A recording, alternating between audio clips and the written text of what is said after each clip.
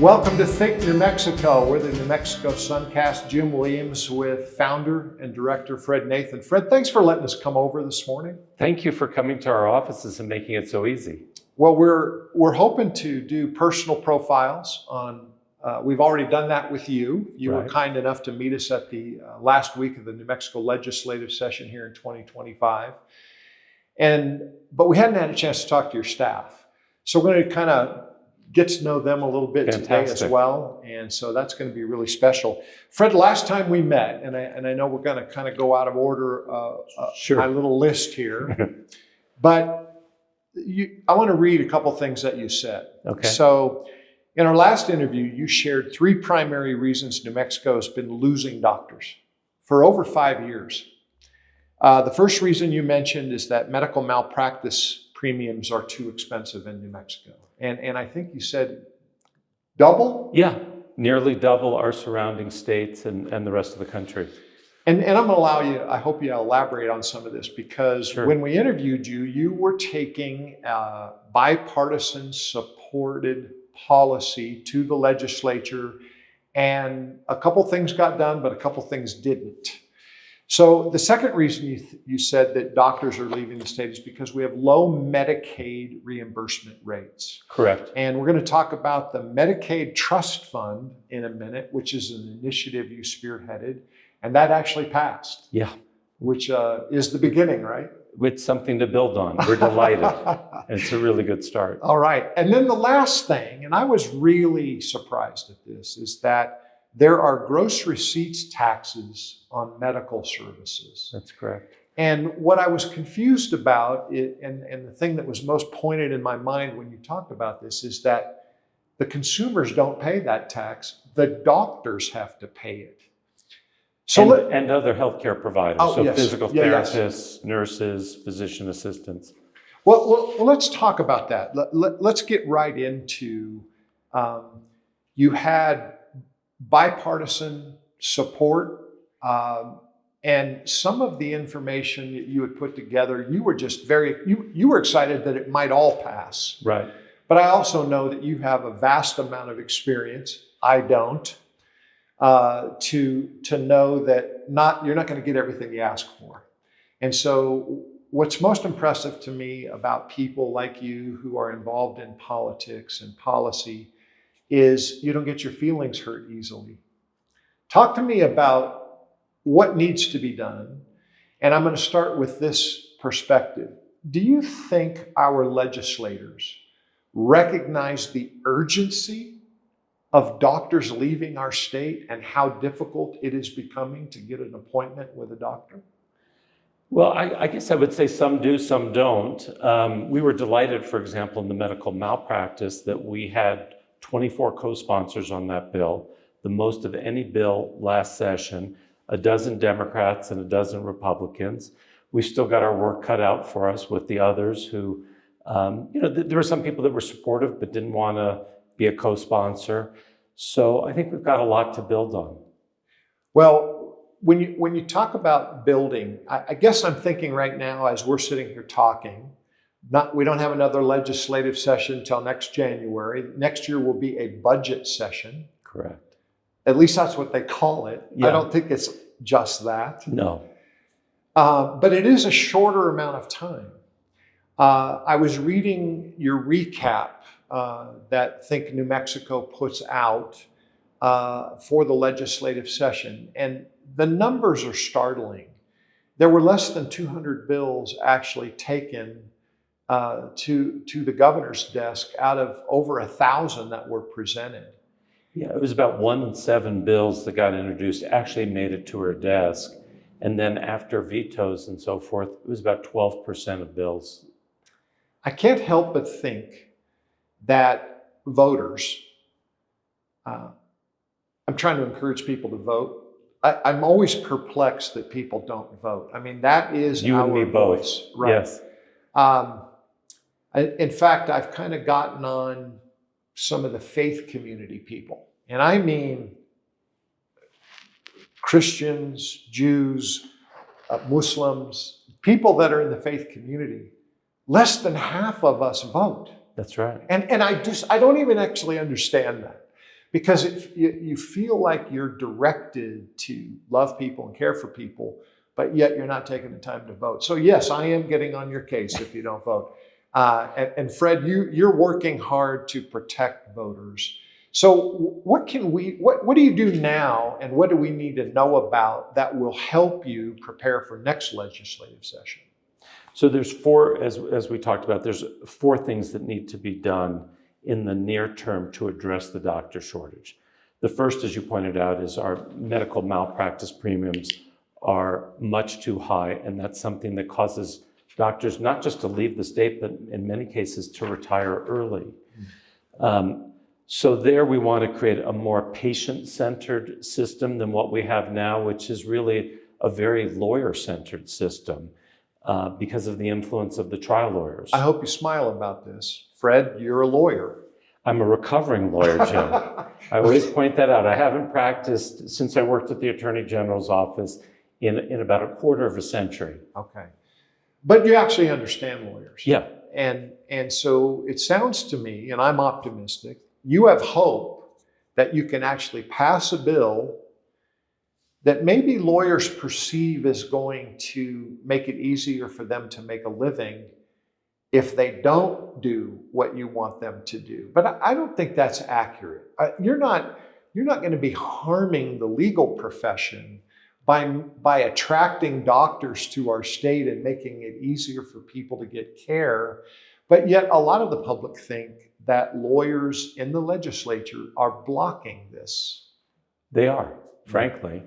And, I point out to them that it might be too much of a good thing for them because if they continue on this path, we're not going to have any doctors. We're the only state, Jim, in the last 5 years to have lost doctors, 247.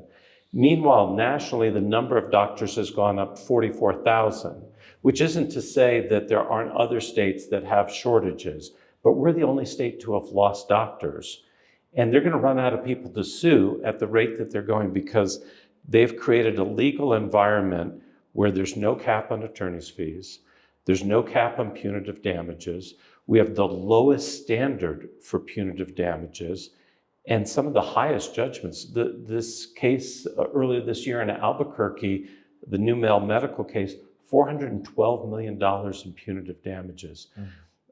There's a hospital in Gallup that nearly went out of business. They got hit with a $68 million punitive damages award for a hernia surgery gone wrong. So something has to change. I also worry that the insurance companies are going to leave the state. There's this statistic called the insurance loss ratio. And for the last year for which we have statistics, for every dollar the medical malpractice insurance companies claimed in premiums, they paid out $1.83 in claims. So we could be... Restate that. So for every dollar in premiums that they brought in, they had to pay out $1.83 in judgments for compensatory damages. So I'm no business genius, but you're losing 83 cents for every dollar you bring in. That's right. And that's not a sustainable business model for an insurance company. And I don't want to trap you on this question, but most insurance companies make a reasonable profit. They do. And here's the interesting thing that I've learned about insurance companies. And Warren Buffett's a great example of this. He owns a whole bunch of insurance companies. And he's demonstrated that you can make money if you bring in $1 and pay out $1 in claims, because there's that float between the time you collect it and the time you pay it out. And he invests that money. So you can do quite well just paying out $1 for every dollar you bring in, but you can't make it if you're paying out more than you're bringing in. You're exactly right. It's just business 101. So our legislators in the past session, and we're not going to rehash, shoulda, coulda, wouldas, but they could have done something about all of these areas. Correct. And what kind of crisis do you think it's going to take before they actually take action? Or is there a way for voters right now, people that are listening to this and other materials that you put out through Think New Mexico, Can voters help you now? I don't know if we all understand that our representatives actually want us to communicate with them. Can we use information from Think New Mexico and go talk to our representatives? Absolutely. It's so critical to be talking to your legislators, for legislators to understand their constituents' lived experiences. Everywhere I go, I speak to Rotary clubs and Civitan groups, and I hear so much, I can't find a doctor. Or if they say, I have a doctor, but I can't get in to see him when I need to. The legislature needs to hear more from their constituents about this issue. But we had the same issue with workers' comp about 4 decades ago, Jim, when the last insurance company left the state and said, this is untenable. And the governor then was Gary Carruthers, and he got all the stakeholders together, put them in a room, and said, I want you to work out a compromise. And if you don't, I've got my own bill, and all of you will hate it. So he gave them some motivation, and it took them a week, but they came up with a very good compromise. And Carruthers then held a special session, called a special session. In one day, they rubber stamped it. It's worked very well for the last 4 decades. It's like a model. So that is the blueprint that we want to follow here. What we really need is a special session on medical malpractice. And we're probably not very far off from that time when the medical malpractice insurance companies say, we're out of here. We can't do business in this state with the legal structure that's been created. Fred, this isn't a particularly complicated matter either. No. So in terms of malpractice, you've proposed some things that affect attorneys. Mm-hmm. You believe, I think, and I don't want to speak for you, that this is not going to harm attorneys and their business. It might even help them. That's exactly right. And we believe there is a role for attorneys. I mean, there is medical malpractice, and the victims of medical malpractice have to be made whole. But we've created a system that it's the most attractive legal environment in the 50 states. We have lawyers coming from other states to bring cases here because it's so lucrative. So what we're really seeking is to make the system more balanced so that we're not driving doctors into retirement or leaving the state, but so that they can recover enough to make these patients whole and get paid a reasonable fee. And that's one of the lightning points is we also want to cap attorneys' fees. And we've pointed out that many progressive states, and the legislature models themselves in many cases after states like California, New York, Massachusetts, all of them cap attorneys' fees. Why? Because they understand that it's a zero-sum game. The more that goes to the attorney, the less is available for their clients, the patients, to be made whole. So that was an example of something that was in our bill. We introduced it on the 8th day of the session, didn't get a hearing until the 53rd day. So a full 45 days passed.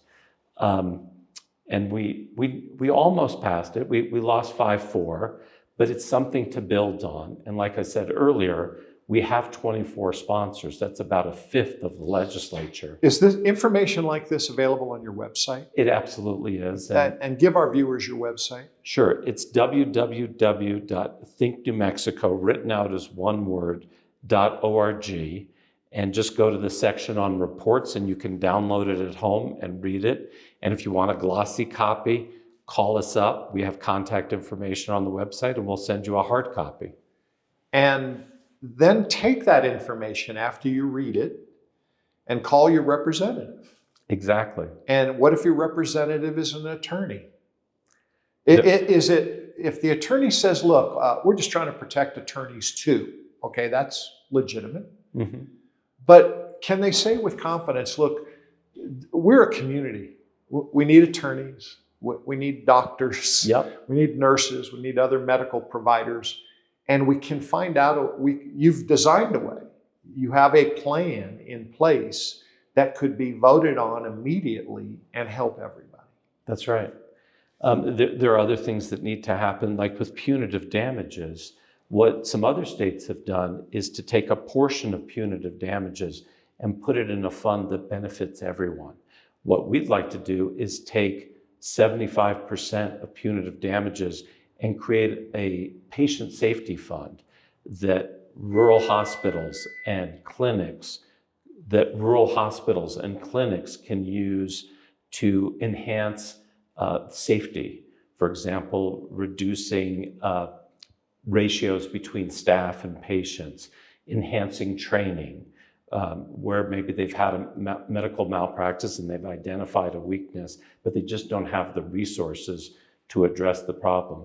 So we'd like to make the incidence of medical malpractice extremely rare. And our plan, our bill would do that.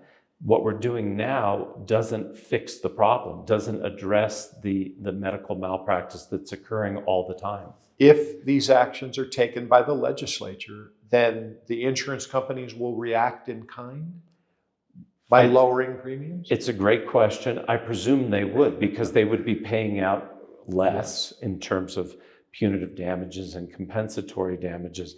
And I think they would pass that. It's a competitive industry. Maybe I should ask the question differently, because you've mentioned California and Colorado and Texas.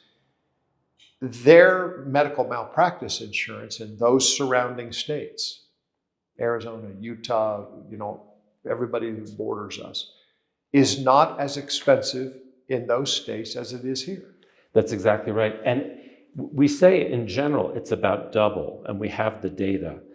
But in certain practices, for example, we had a neurosurgeon testify on the medical malpractice bill. He's now practicing in Arizona. He pointed out that his medical malpractice premium in Arizona is 1/5 of what he was paying in Albuquerque. OBGYNs, that's another area where the premiums are multiples higher in New Mexico. So yes, if we were to balance out our system and raise the standards for proving punitive damages, capping attorneys' fees, addressing venue shopping, and we can talk about that, that would bring premiums down, because our system would now look like these other states where doctors are paying about half what they would pay here. So medical malpractice is one thing that needs to change. Plan already in place, almost passed that bill in the 2025 legislative session. You had a victory regarding Medicaid. I was surprised when I interviewed you that so many people in New Mexico, such a high percentage of people, are on Medicaid. 42% of the patient population is Medicaid, so it's absolutely critical. And doctors tell us when they perform procedures on Medicaid patients, they're losing money on almost every procedure because our Medicaid rates are relatively low.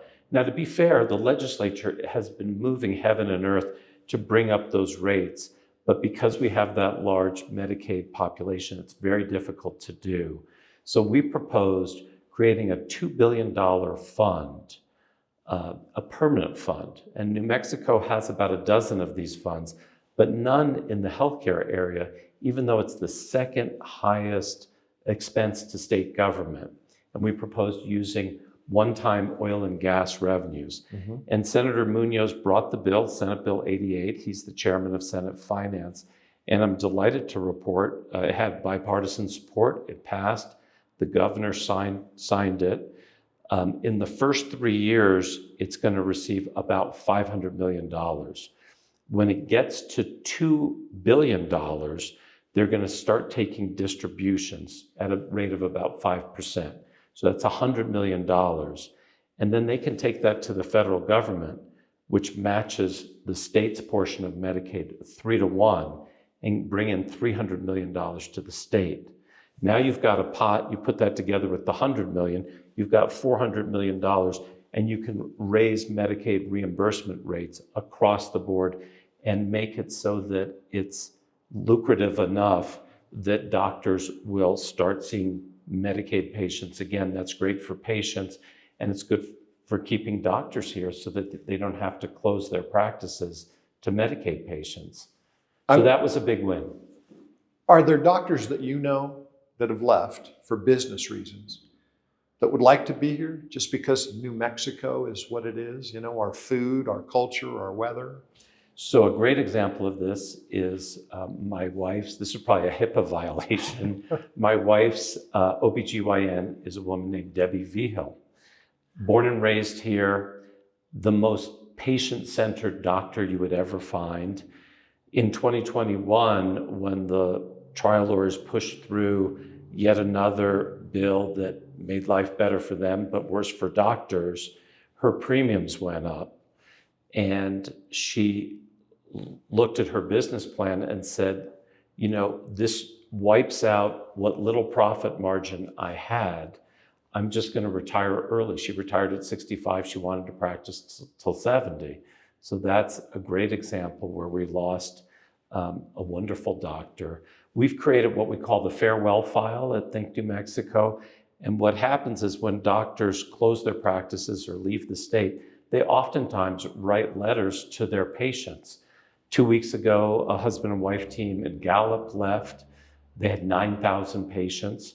And they wrote a letter and they pointed out that it was because of the medical malpractice premiums. This is happening to doctors who've never had a medical malpractice case, but the insurance companies try to spread the risk, and a lot of doctors become sort of the collateral damage. What I like is that you've had some insurance people testify, and the data that you've gathered is from other states, and you're looking at best practices. And tell me, is that kind of a fundamental for Think New Mexico? Well, yes, we try to listen to everybody. We have a board of directors made up of Democrats, Republicans, and independents. We don't have an ideological agenda. We just want to make the system work better. Whatever issue we're working on, we just want to improve the quality of life. I love that. Let's talk lastly about, in terms of medical, bringing doctors back to the state, gross receipts tax. So it's my understanding, you know, for example, if the state raises gross receipts tax on buying a beer, the bar is going to charge the consumer that 7.875% on that for that tax. That bar is then going to file a CRS form at the end of every month and say, this is how much gross receipts tax we collected, and here's your check, state of New Mexico.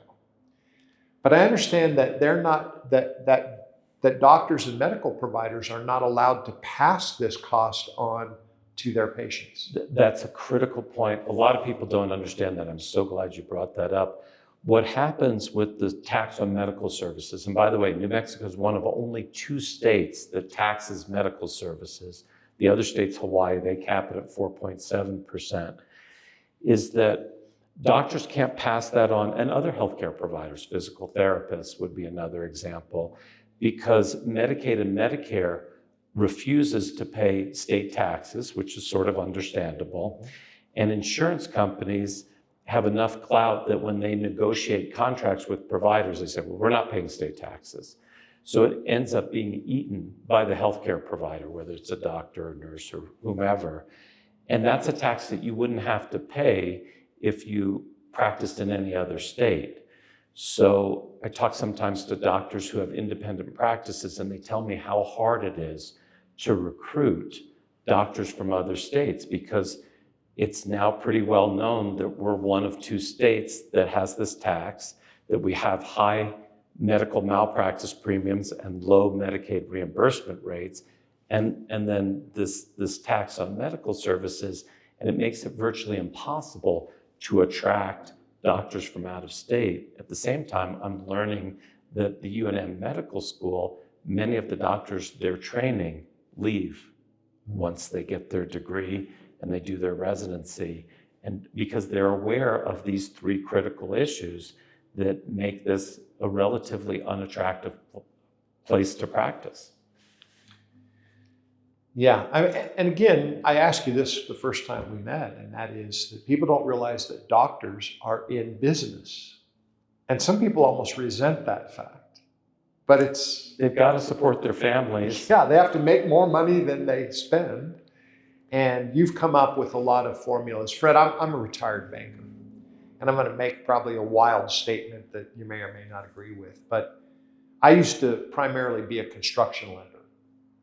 And I worked with many fabulous contractors, people like the people that remodeled your beautiful building here. What a neat place. By the way, we're going to take some pictures of it and publish those as well. Really, really love your offices. And you're right across the street from the Roundhouse in Santa Fe. Although I did observe somebody dodging cars going across the street this morning. That was probably me. That's an adventure. Yeah. Basically, I think about what can we do as voters. You're trying to provide information. I know from my athletic background and other things that you can't wait till the session as a voter to be educated about what's going on. You're spending all year round pushing out all kinds of information. So you mentioned a special session. You mentioned that we as voters should contact our representatives, our state legislators, our state senators. We can glean a lot of information from your website, but, and I'm talking about not berating the governor's office. I'm talking about, hey, we support this, we don't support that. Just have an honest conversation. Does it help to call the governor's office and stuff like that to request a special session? Absolutely. Okay. She works, a lot of people forget and they think, well, these elected officials are so important, I don't want to bother them. But let's not forget, they work for us. And so it's very important, Jim, for the public to let their feelings be known to their elected officials. And sometimes I say what we're really doing here at Think New Mexico is trying to reconnect elected officials and their constituents so that they can have these conversations. When did you and your team here at Think New Mexico realize the urgency of the doctor situation, doctors leaving? I know that our governor, Michelle Lujan Grisham, passed some legislation, I believe a year ago, that if you go to school in New Mexico to be educated as in any medical, a nurse, a doctor, et cetera, and you stay in New Mexico, that there would be some assistance with your tuition and those kind of things. Or maybe some reimbursement. I don't know exactly how to know. But you can't afford to stay here and practice because of the things that we're talking about. What other things need to be done to keep doctors in New Mexico? It's a great question. So the other issue that would make the greatest impact in the near term in terms of addressing this medical shortage would be for New Mexico to join these interstate healthcare worker compacts. And just very briefly, these were created by the Department of Defense, which noticed that every time service people moved from base to base, in many cases they had a trailing spouse who was in the medical sector it would take months for them to be licensed and credentialed in the new state. So they said, why don't we make this more like a driver's license? You get a driver's license in New Mexico, but it gives you the right and privilege to drive in the other 49 states. So it was a great idea. Many states joined these compacts immediately. There's about 10 for all the sort of major healthcare categories. So doctors, nurses, EMTs, physician assistants, the list goes on. New Mexico's only in one of those 10, the Nurses Compact, and people who run rural hospitals will tell you, if we didn't have this, we would have shut our doors years ago. But we're not in the other 9. And then when I look around at our neighboring states, Jim, Colorado's in all 10, Utah's in 9, Oklahoma's in 8, Arizona's in 6, even Texas is in 5. And it makes so much sense. It's the easiest thing we can do. And one more thing, just so your viewers can understand how this works, from the standpoint of patients. I have a friend, Michael Casaus. His son, Sebastian, at 2 years old, was diagnosed with a very rare and aggressive form of cancer.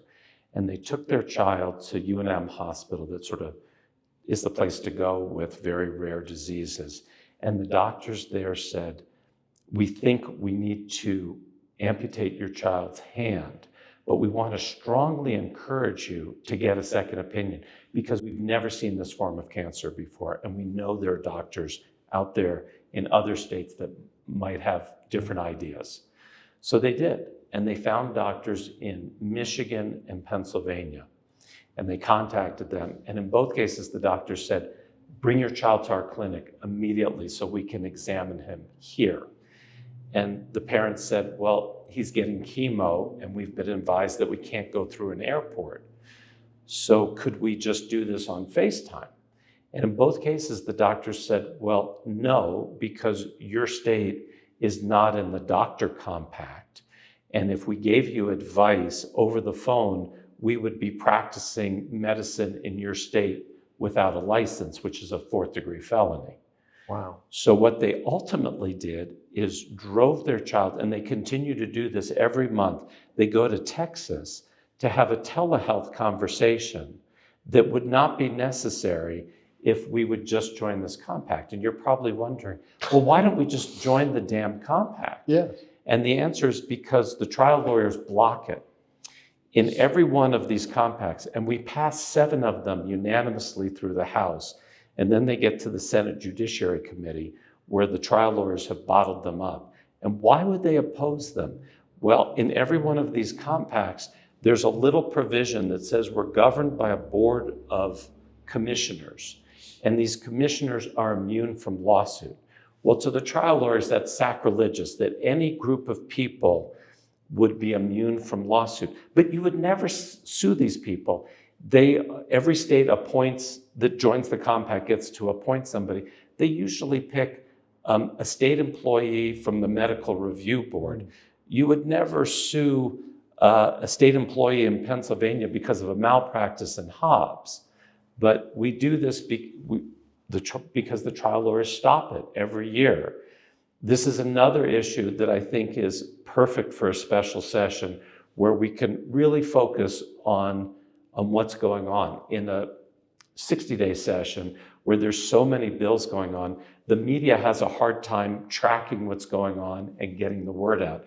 In a special session, they can put a spotlight on the issue, and I think it would make it difficult for the trial lawyers to oppose these bills, which are just common sense. Well, and again, it sounds very much common sense, but it also seems to be evident that you're going to increase the number of people having medical procedures. If there's more doctors, there's going to be more care. Sure, there's things that go wrong and there's malpractice, but you're not going to be destroying the pool of people that lawyers have to represent. So it's not going to harm their business. No.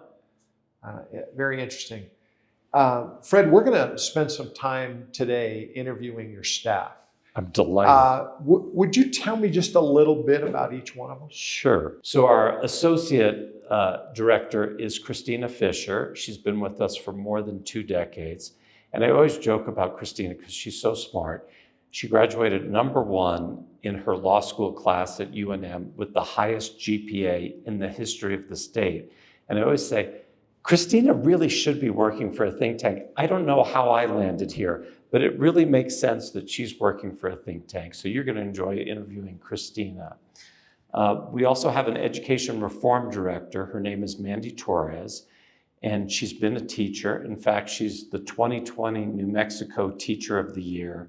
She is truly an expert, and it makes sense that she's our education reform director. We have an economist. Her name is Katie Gutierrez. She's a 12th generation New Mexican, and she was teaching economics at my alma mater, Williams College, which is a tiny liberal arts college in the northwestern corner of Massachusetts. And I've been looking for an economist for a long time, and my daughter was there and told me about Katie. So I went to visit my daughter and also visited Katie and said to her, what do you want to stay in academia? And she said, actually, I don't. I want to work in applied economics. So I said, well, I know this group. It's called Think New Mexico, and they do this kind of work. And she said, that sounds great. I said, would you like me to make an introduction? She said, absolutely. And I said, well, I'm the executive director and you're hired. It took us a year, but we got her out here, and she just started about 6 months ago. She's a terrific addition. You'll also meet Susan Martin, who is our business manager, which really doesn't tell the whole story. She's sort of a one-person band. She's like our accounting department, our bookkeeping department, our human resources department, all rolled into one person. And then we have a field director. His name is Marcus Lujan. He's a graduate of the Yale of the Yuccas, New Mexico State University. Just graduated last year. Very outgoing. He does sort of lobbying with me and building coalitions.